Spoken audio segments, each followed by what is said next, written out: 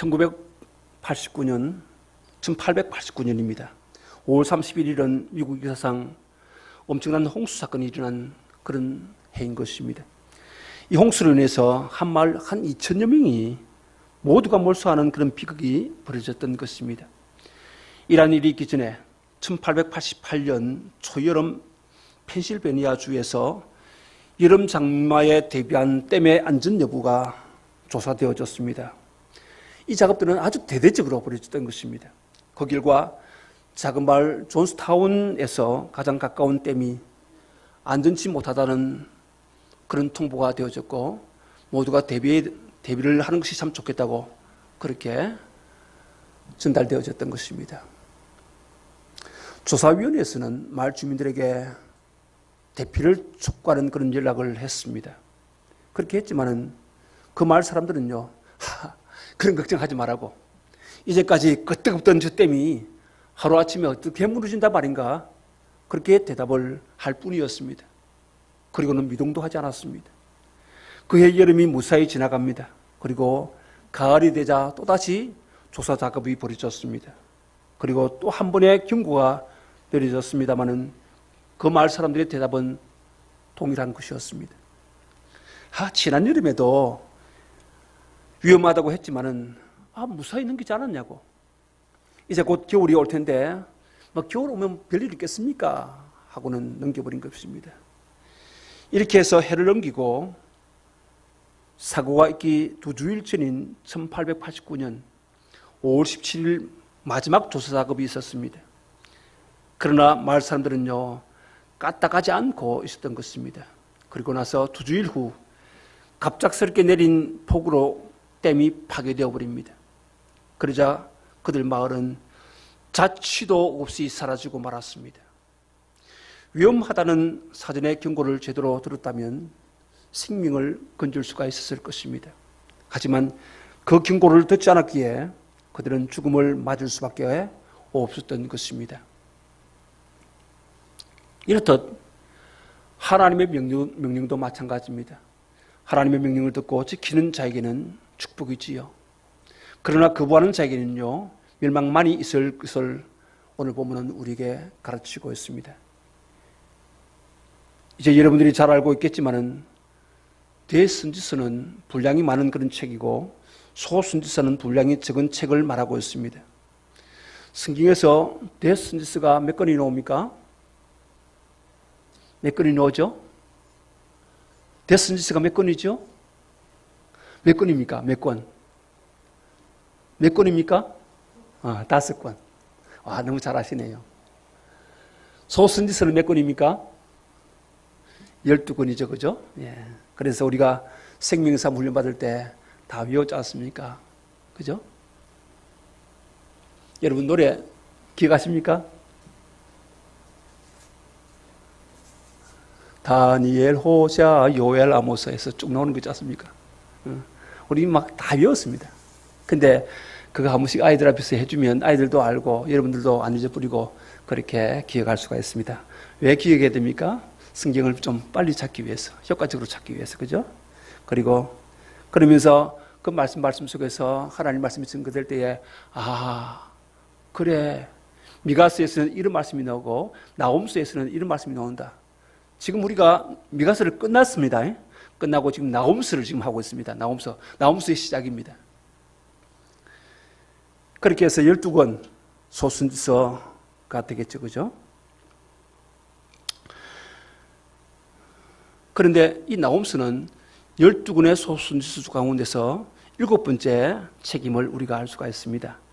오늘 보면 1절은 이렇게 시작하고 있습니다. 1절 보십시오. 같이 읽겠습니다. 니느웨에 대한 경고, 곧 엘고스 사람 나홈의 묵시의 글이라, 그렇게 말합니다. 니느웨에 대한 경고, 곧 엘고스 사람 나홈의 묵시의 글이라, 이렇게 말하죠. 오늘 보면은 나홈 선지자의 고향을 엘고스라고 기록하고 있습니다. 그리고 여기 보니까 나홈서를 묵시의 글이라 그렇게 말씀하고 있지요. 이것은 나홈 선지자가 공부하거나 연구한 것이 아니라는 것입니다. 하나님께서 계시로 주셔서 알게 된 말씀인데 그것을 그대로 증거했다는 말입니다. 이 말을 묵시의 글이다 그렇게 말합니다. 여러분 우리가 요한계시록 그렇게 말하죠, 그죠? 그 계시록이 뭡니까? 바로 묵시의 책이라는 말씀이죠. 그런 의미가 있습니다. 나홈서의 내용은 니느웨에 대한 중대한 경고입니다. 니느웨가 죄악으로 말미암아 멸망하게 될 것이라는 이 경고를 이 말씀 속에서 실어서 니느웨를 향해서 이 말씀이 전해졌던 것을 보게 됩니다. 나홈 선지자가 예언의 대상으로 삼은 것은 두 가지로 나타나고 있습니다. 그 하나가 뭐냐면 아수르의 수도 니느웨와 또 다른 하나는요 아수르 왕입니다. 그러니까 니느웨에 대한 경고와 더불어서 그 나라 왕에 대한 경고가 이 말씀 속에서 나타나 있는 것입니다. 그것이 나홈서 3장 7절과 그리고 나홈서 3장 18절에서 말씀하고 있습니다. 그러니까 아수르 수도인 니느웨도 망하고 왕도 망할 것이라는 이 두 가지 내용을 가지고 지금 그들에게 전달하고 있는 것이지요. 이러한 아수르는 나홈이 예언을 마친 지 50년이 지나서 주전 612년에 바벨론 군대에 의해서 완전히 멸망당하고 맙니다. 오늘 나홈서를 기록한 선지자는 그 이름이 나홈이라 그렇게 기록되어 있습니다. 나홈이라는 이 이름의 의미는요 위로라는 뜻이 있습니다. 위로. 아수르는 북왕국 이스라엘을 주전 722년에 멸망시킵니다. 그리고 주전 701년에 히스기야 왕 때에 남왕국 유다를 침공합니다. 그리고 생존 자체를 위협하게 되는 그런 일이 벌어졌던 것입니다. 그러므로 나홈이 증가하는 아수르가 망할 것이라고 하는 이 경고의 예언은 유다 백성에게 큰 위로가 되었을 것입니다.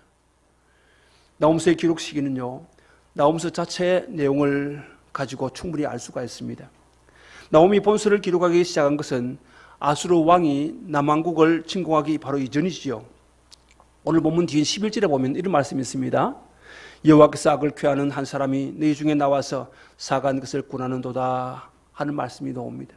여기서 여호와의 악을 꾀하는 자 한 사람, 이 사람은요 주전 701년 아수르 왕 사네립을 말하는 것입니다. 당시 그의 군대 장관이었던 랍사게가 남왕국을 침공합니다. 그리고 유다의 여러 성읍들을 정복하게 되지요. 그리고는 마지막으로 이 예루살렘을 포위하고 있더라고 하는 것입니다. 그리고 예루살렘 거민들을 향해서 야 너희들 말이다 여호와 의지한다고 웃기는 소리 하지 마라. 여호와 의지하지 마.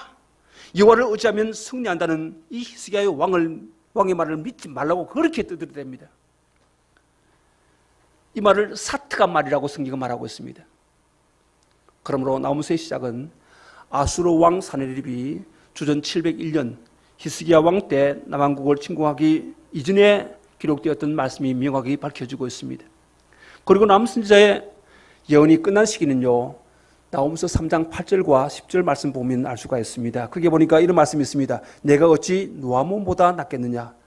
그는 강들 사이에 있으므로 물이 풀렸으니 바다가 석류가 되었고 바다가 방어벽이 되었으며 라고 하는 말씀이 있습니다. 그리고 10절에 보면요 그가 포로가 되어서 사로잡혀갔고 그의 어린 아이들은 길 모퉁이에 매어 침을 당하여 부서졌으며 그의 존귀한 자들은 제비 뽑혀 나뉘었고 그의 모든 권세자들은 사슬에 길박되었나니라는 말씀이 나오고 있습니다. 여러분 여기 노아몬이라고 하는 이 도시는요 나일강과 홍해 사이에 있는 애굽의 수도입니다. 이곳은 테베라고 불리우고 있는데요. 이곳은 주님 오시기 전 664년에 멸망을 당했던 것입니다. 이처럼 노아몬이라는 애굽의 수도도 멸망당했는데 아수르 수도도 마찬가지로 이 노아몬같이 망하게 될 것이다. 그렇게 말하면서 그렇게 큰 성 노아몬이 멸망당했듯이 아수르 수도 니느웨가 멸망당하지 않으리라는 그런 보장이 없다는 그런 이야기를 해주고 있는 것입니다. 이것을 통해서 나홈의 예언은 노아몬이 멸망당하던 주전 664년 이후까지 계속되었다는 것을 알 수가 있습니다. 그러므로 나홈의 예언은 주전 701년부터 시작해서 주전 664년 이후까지 계속된 것입니다. 그러니까 한 65년, 64년 정도 그렇게 되었겠죠, 그죠? 여러분들이 잘 알고 있는 이사야 선지자와 미가 선지자는요, 우시야 왕, 요담 왕, 아하스 왕, 히스기야 왕 때에 예언을 했던 그런 선지자였습니다. 그리고 이 이사야와 또 미가 선지자가 예언이 끝나고 난 그 바톤을 이어받아서 하나님께서 나옴을 일으키셨습니다. 그래서 그를 통해서 히스기야, 므낫세, 암몬, 요시야 시대에 계속해서 예언을 하도록 했던 것입니다. 이런 사실들을 보면요, 하나님께서 모든 시대에 하나님 말씀을 신실하게 증거하는 증인을 세우신다는 이 사실을 알 수 있습니다. 여러분, 그 사람이 얼마나 유명한가 중요한 게 아닙니다. 그 사람이 어떻게 하나님 말씀을 붙들고 하나님 말씀을 그대로 증거하는가, 이 문제가 굉장히 중요한 거거든요. 이런 하나님의 사람들을 하나님은 세우십니다. 그리고 하나님 말씀을 그 백성들에게, 또한 멸망당할 그 나라들에게 정확하게 증거해서 그들의 나라들이 멸망당하지 않도록 하기 위한 하나님의 예방 조치로 연서가 선포되어지는 것을 우리가 보게 된다는 것입니다. 여러분, 한 시대에 유능한 설교자가 있었다가 죽으면요, 설교자가 없어집니까? 그리고 그 설교는 끝납니까? 그렇지 않습니다. 하나님께서는 새로운 시대에 다시 새로운 설교자를 세우시는 것입니다. 그러기에 우리는 나홈서를 통해서 무엇이 증거되고 있는지, 그 시대에 하나님께서는 이 나홈을 통해서 무슨 말씀으로 증거되고 있는지를 살펴야 합니다. 그리고 이 말씀을 통해서 오늘 시대를 조명하면서 그때 주셨던 그 말씀이 오늘 이 시대 우리들에게는 어떻게 증거되고 있고 어떻게 적용되고 있는지를 살펴보아야 할 것입니다. 그렇다면 오늘 하나님께서는 나홈서를 통해서 무엇을 말씀하십니까? 첫 번째로요, 하나님을 향해서 모든 국가와 개인은 책임성이 있음을 말씀해 주고 있습니다. 하나님 앞에서 또는 하나님을 향해서 모든 국가와 개인은 분명히 책임성이 있습니다. 왜 나라를 세웠는가? 왜 개인을 세웠는가? 이 문제 말입니다. 그 모든 문제들을 하나님 앞에서 책임이 있다는 것입니다.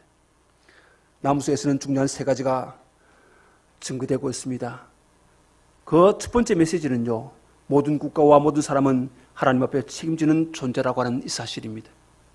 아수르는 하나님께서 택한 나라가 아니라 이방 국가지 않습니까? 그런데 하나님께서 아수르라는 이 이방 국가의 죄악에 대해서도 책임을 묻고 계시더라고 하는 것입니다. 여기 2절 말씀입니다. 2절 같이 읽겠습니다. 여호와는 질투하시며 보복하시는 하나님이시니라. 여호와는 보복하시며 진노하시되 자기를 거스르는 자에게, 여호와는 보복하시며 자기를 대적하는 자에게 진노를 품으시며, 그렇게 말씀합니다. 우리가 하나님을 향해서 말할 때에 하나님은 사랑의 하나님이다, 그렇게 말하고 있지 않습니까? 근데 여러분, 그 하나님을 향해서 사랑의 하나님만 이야기해서는 안 된다는 것입니다. 우리 흔히 다른 것은 잊어버립니다. 그래서 하나님 사랑이시니까 아이고 그분 앞에서 어떤 일을 해도 사랑이시니까 다 넘어가 주실 거야 하고는 지 마음대로 살아가는 일들이 참 많이 있지 않습니까? 그래서는 안 된다는 것입니다. 여러분, 분명히 하나님은 사랑의 하나님이십니다. 하지만 택한 백성을 향한 제한된 사랑을 주신다는 것을 우리는 분명히 하고 살아야 합니다. 그리고요, 하나님께서는 자신을 대적하는 자에게 진노를 품으십니다. 그리고 자기를 거스린 자에게는요, 보복하시는 분이시라고 말씀하고 있습니다. 오늘 본문에 나오는 아수르라는 이 이방 국가가 하나님을 대적하고 죄를 참 많이 지었습니다. 나홈 3장 1절과 4절에 보면요, 니느웨의 죄악을 지적하고 있습니다. 거기에 보니까 이런 말씀이 나옵니다. 화 있을진저 피성이여 피성이여, 그 속에서는 괴울과 강포가 가득하며 넉탈이 떠나지 아니하는도다, 그렇게 말합니다. 자, 여러분 보십시오. 지금 이 니느웨 성을 향해서 하나님께서 하실 말씀 뭡니까? 화가 있다는 것입니다. 왜 화가 있느냐? 피성이여. 여러분, 이 니느웨 성 아시죠? 그죠? 사람을 죽이는 거 막 쉽게 죽여버립니다. 쉽게 처리해버려요. 그리고 그 사람을 죽이고 난 다음 어떻게 합니까? 사람을 인피를 베낍니다. 그 때로는요, 살아있는 사람을 갖다가 세워놓고는, 묶어놓고는 인피를 막 베끼고 그럽니다. 그리고 인피를 베껴가지고 그 성벽에다가 탁탁 박아놓습니다. 그래서 얼마나 많은 사람이 이곳에 달려있는가에 따라서 그것을 박은 그 사람이 영웅이 되는 것입니다. 여러분, 이게 유행이라고 한다면 그들의 생각과 그들의 마음과 그들의 삶이 어떻다는가 여실히 보여주는 그런 증거가 아니 되겠냐는 그 말입니다. 그래서 사람을 많이 죽인다고 해서 피승이라고 말하고 있습니다. 그 속에서는 괴물과 강포가 가득하며 넉탈이 떠나지 아니한다. 그게 나홈서 3장 1절입니다. 그리고요, 4절에 보니까 이는 마술의 주인된 아리따운 기생이 음행을 많이 함을 인합니다. 그가 그 음행으로 일국을 미혹하고 그 마술로 여러 족속을 미혹하느니라 그렇게 말합니다. 우상 숭배와 거기에 따르는 음란한 삶들, 이런 것들이 자행되어졌다는 것이죠. 이러한 아수르라는 나라는요, 네 가지 특징이 있습니다. 먼저 참 탐욕스러웠습니다. 또 하나는요, 사자처럼 아주 잔인했습니다. 또 하나는요, 간사한 거짓과 술책으로 나라를 속이고 나라들과 맺은 조약도 쉽게 어기버리고 말았습니다. 자기의 힘이 세다고 말입니다. 네 번째, 귀신을 숭배하도록 현혹을 했습니다. 마술로 백성을 미혹하고 귀신을 숭배하도록 했다는 말씀인 것입니다. 그러기에 하나님께서는 이런 아수르의 죄악에 대해서 책임을 물으시는 것입니다.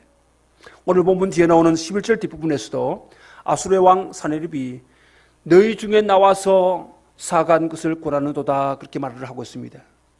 사악한 것을 권한다. 아니, 이게 뭡니까? 더럽고 추한 그런 길을, 그런 악한 길을 권하고 있다는 것이죠. 아마 여러분 죄라고 하는 것에 대해서 잘 아실 겁니다. 죄는요, 순간적인 짜릿한 맛이 있습니다. 그래서 사람들이 죄를 짓는가 봐요. 순간적으로 달콤한 맛이 있습니다. 그래서 죄에 빠진다는 것입니다. 그런데 이 니느웨는요, 그것을 권했다 그렇게 말하고 있습니다.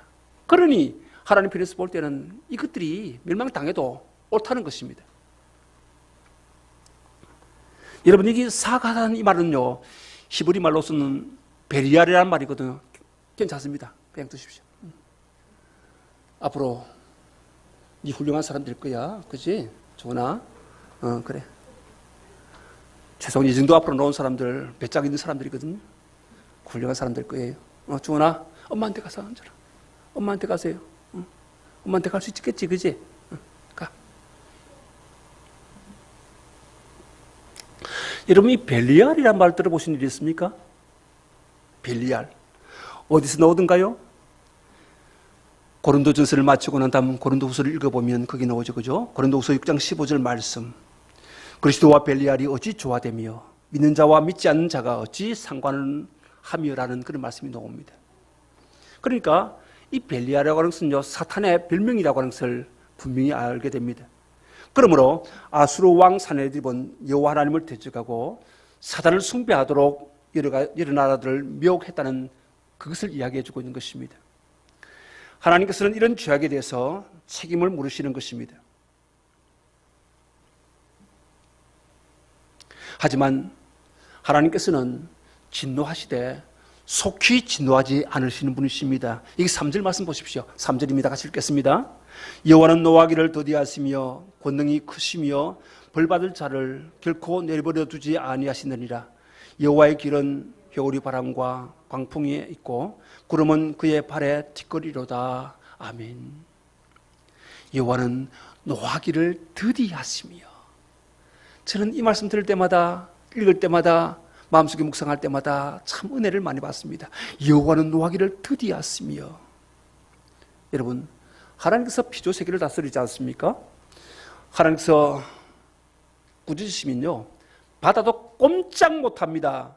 회오리 바람도요 꼼짝 못하고요, 구름도 하나님의 발 아래 티끌 먼지와 같은 존재에 불과하다는 것을 충분히 알 수가 있습니다. 피조 세계를 다 다스리시는 하나님께서 노하기를 더디하신다고 말씀하고 있습니다. 상대적으로 뭘 말합니까? 피조 세계는 악으로 차 있다는 것이죠. 하나님이 노할 만한 그런 상대라고 하는 것을 말씀해주고 있다는 것입니다. 그런데 노하기를 더디하신다는 이것은요, 하나님의 중요한 속성 가운데 하나입니다. 노하기를 더디하신다, 인내하시는 하나님, 참으시는 하나님, 그런 말씀이겠죠. 하나님께서는 아수르라는 나라가 극악무도한 죄를 지어도요 바로 심판하지 않았습니다. 오래 참고 기다려 주셨습니다.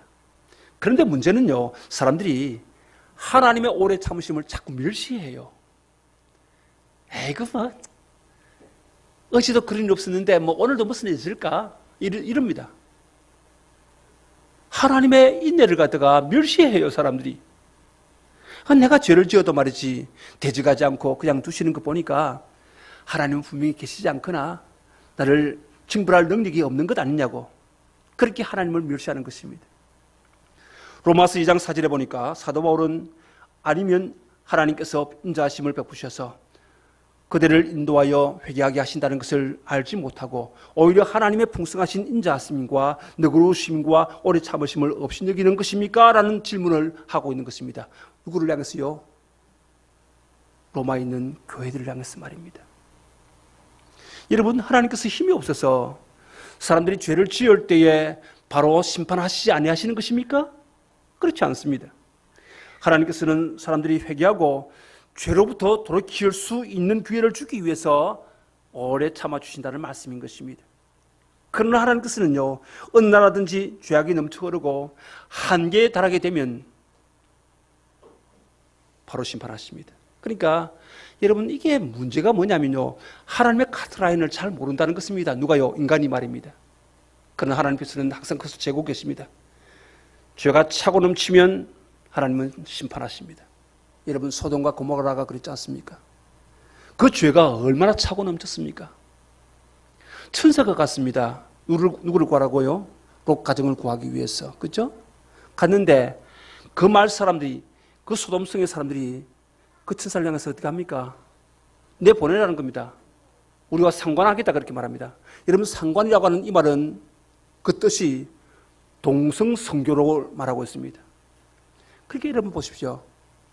이런 죄악들이 오래전 옛날에도 있었다는 사실이죠. 인간이 타락하면 쾌락을 추구하게 되는데 쾌락이 중독되어지면요, 다른 것보다도 이 성적인 문제 때문에 더 깊이 빠져들어갑니다. 그러니까 동성성교라고 하는 것은 성중독 중에서 가장 최상의 성중독이라고 하는 것을 알 수가 있다는 것이죠. 그런데 소수인권하면서 이것을 보호하려고 합니다. 하나님의 그 의를 갖다가 상실한 사람들이 그렇게 하는 거죠. 소위 말하면 필수 세력들이 그렇게 하는 거죠. 소수 인권을 이야기하면서. 여러분, 인권이 뭡니까? 인권이. 하나님 없는 인권이 무엇으로 나타납니까? 죄악으로 나타나는 거죠. 그렇지 않습니까? 그래서 우리가 사회를 바라볼 때에 무슨 관점에서 보아야 됩니까? 하나님 말씀 관점에서 보아야 됩니다. 그래야 진미를 안 당해요. 하나님 말씀 없이 그저 인간들만 바라보고 인간들만 불쌍히 여긴다면 결국 하나님께서 친밀하시는 그 자리까지 나갈 수밖에 없다는 것을 알아야 합니다. 참말세 이시말이라고 하는 이유가 바로 여기 있는 것입니다. 온 세상이 이런 죄악들로 가득 차 있습니다. 앞을 봐도 그렇고 뒤로 봐도 그렇고 좌우로 봐도 그렇습니다. 이런 죄악들이 넘쳐 흐르고 있습니다. 오래전부터 이런 엄난한 이야기들이 우리 주위에 깔려 있었지 않습니까? 한 남자 한 여자를 향해서 기대하는 마음이 사라진 지 오래입니다. 그리고는 여러 사람들 이상한 짓들을 하고 있는 이 시대를 우리가 보고 있지 않습니까? 이제는 은밀한 것이 아니라 드러내놓고 그런 짓을 하고 있습니다. 하나님의 심판대가 다가온다는 것입니다. 하나님의 카트라인이 있다는 사실을 여러분 잊지 마십시오. 그리스도인들이 만약 그렇게 한다면 하나님 그냥 두시겠습니까? 그냥 둘 수가 없는 거죠. 깨끗해야 됩니다. 주님처럼 의로워야 됩니다. 주님 닮아가는 삶이 그겁니다. 공의를 행해야 됩니다. 정의를 물같이 흐르게 해야 됩니다. 그게 그리스도인들의 삶이라고 하는 것이죠. 그러나 그렇게 살지 못하면 하나님은 그 죄악이 넘쳐 흐르고 한계에 달하게 되면 심판을 내리신다는 사실입니다. 그러기에 나라도 윤리가 있어야 됩니다. 물론 하나님께서 인간을 잘 아십니다. 그래서 100% 윤리를 원하지 않습니다. 그러나 어느 정도 있어야 된다는 것이죠. 참 나라의 꼴을 보십시오. 도덕과 윤리가 무너졌습니다. 거짓과 위선이 팽배해져 있습니다. 그런데다가 얼마나 우기 됩니까 이게.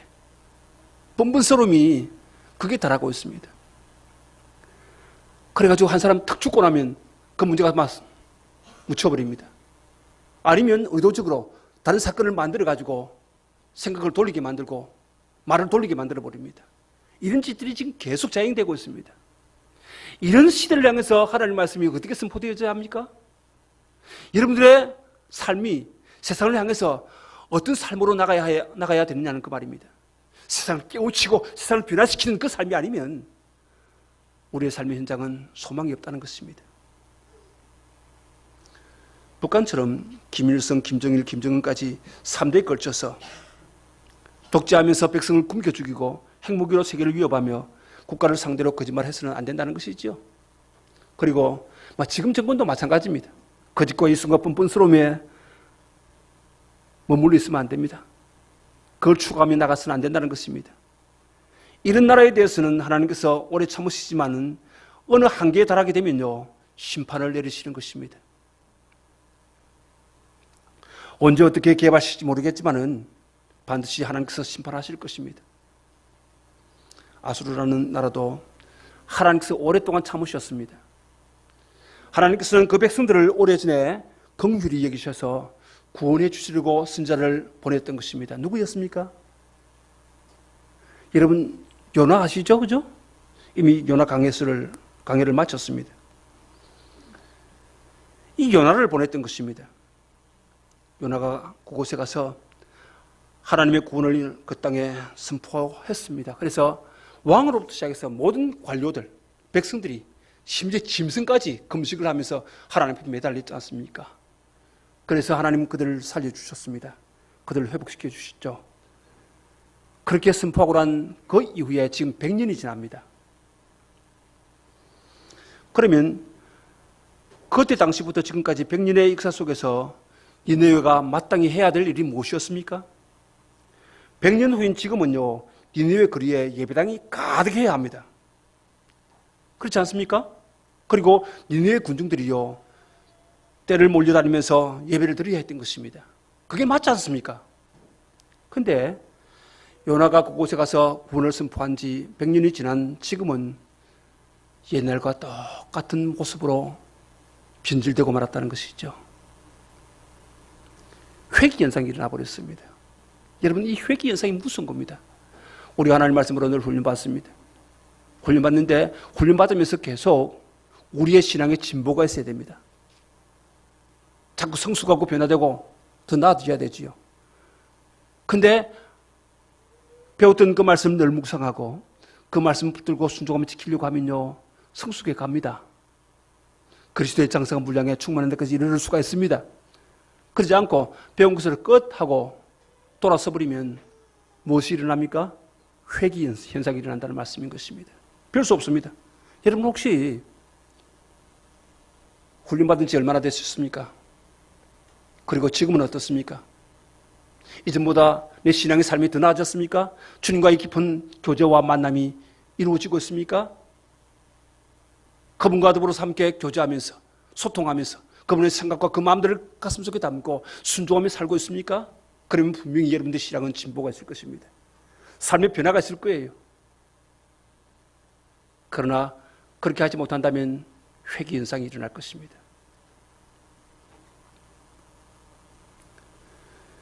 지금 니느웨가 그렇다는 말씀이죠. 그래서 지금은 아무 죄도 없는 셈의 후손들을 끝없이 와서 괴롭힙니다. 마침내는 자유와 나라까지 다 빼앗아버리고 말았습니다. 그래서 이스라엘이 아수르에 의해서 멸망당한 것이죠. 물론 그것도 이스라엘의 죄 때문에 그렇게 당해버린 것입니다. 그래서 하나님이 쓰시는 사역자들을 핍박하는 너희는 망한다, 망하게 되어 있다. 그렇게 니느웨를 향해서 말씀을 하고 있는 것입니다. 사실 니느웨가 요나를 통해서 회개한 뒤 하나님께서 100년을 참으셨습니다. 그리고 또 그로부터 수십 년 더 참아주십니다. 그러시다가 결국 주님 오시기 전 612년에 바벨론 군대를 보내십니다. 그리고는 이 아수르를 완전히 멸망시켜버린 것입니다. 이처럼 하나님께서는 국가에 대해서 책임을 물으십니다. 또한 하나님께서는 개인에게도 책임을 물으십니다. 이것이 지금 나 자신과 무슨 상관이 있냐고 그럴지 모르겠습니다. 하지만 저와 여러분들에게도 상관이 있습니다. 이 6절 말씀 보시기 바랍니다. 6절입니다. 같이 읽겠습니다. 누가 능히 그의 분노 앞에 서며 누가 능히 그의 진노를 감당하랴. 그의 진노가 불처럼 쏟아지니 그로 말미암아 바위들이 깨지는도다. 그렇게 말씀하십니다.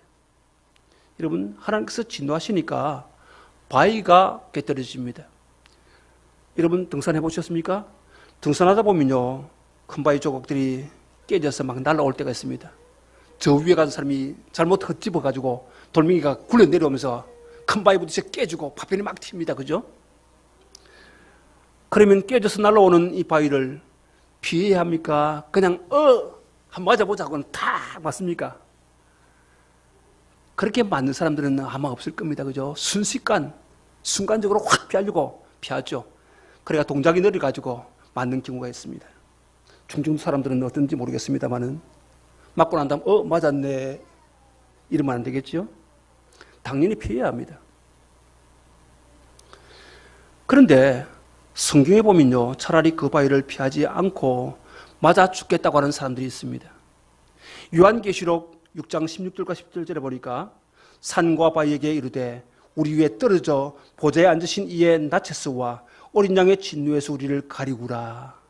그들의 진노에 큰 날이 이르렀으니 누가 능히 쓰리요 하더라. 그렇게 말하고 있습니다. 큰 바위가 나와서 덮어버리라는 겁니다. 맞아라는 겁니다. 나를 덮으라는 겁니다. 나를 죽이라는 겁니다. 그런데 그때는 죽음도 피한다. 그렇게 말하고 있죠. 여러분, 이게 무슨 말입니까? 우리 예수님께서 재림하실 때 악인들은 차라리 바위가 떨어져서 죽는 것이 하나님의 진노를 당하는 것보다 훨씬 낫겠다고 그렇게 말을 하는 것입니다. 그런 요한계시록의 말씀은 오늘 본문 6절의 말씀을 인용한 것입니다. 하나님께서는 나라의 죄악들에 대해서 어느 시점이 되면 심판을 하십니다. 그러나 각 개인의 죄악에 대해서는 최후 심판 때 심판을 하시는 것이지요. 그러므로 우리는 최후 심판 때에 받는 대상이 최후 심판 때에 그 심판을 받는 대상이 되지 않도록 해야 합니다. 왜 그런가요? 심판을 받는 것보다 차라리 바위 밑에 깔려 죽는 것이 낫다고 말씀해 주고 있기 때문입니다. 최후 심판을 받지 않으려면 다른 방법은 없습니다. 여러분, 돈 번다고 됩니까? 출시한다고 됩니까? 벼슬을 탁 이렇게 쥐고 있으면 그 벼슬이 심판을 피하게 만듭니까? 인기를 얻는다고 해서 됩니까? BTS 소년단 같이 그렇게 많은 인기를 가지면 피해갈 것 같습니까? 안 된다는 것입니다. 딱 한 가지입니다. 죄에 대해서 회개하고 예수님을 구주로 믿어야만 심판에서 면제되는 것을 믿으시기를 바랍니다. 주님은 우리에게 그 말씀을 하고 있습니다.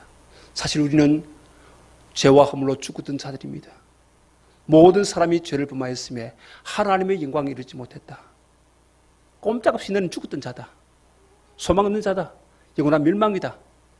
그런데 우리 구주 예수 그리스도로 말미암아 구원을 주시는 그분 안에서 우리는 이 멸망에서 벗어날 수가 있는 것입니다. 그렇다면 여러분, 오늘 우리가 예수 믿는 우리의 삶이 얼마나 행복한 삶이라고 하는 것을 알게 됩니다. 비록 우리가 걸어가는 인생길 참 만만치 않습니다. 때는 어려움이 있습니다. 아픔이 있습니다. 질병도 찾아오죠.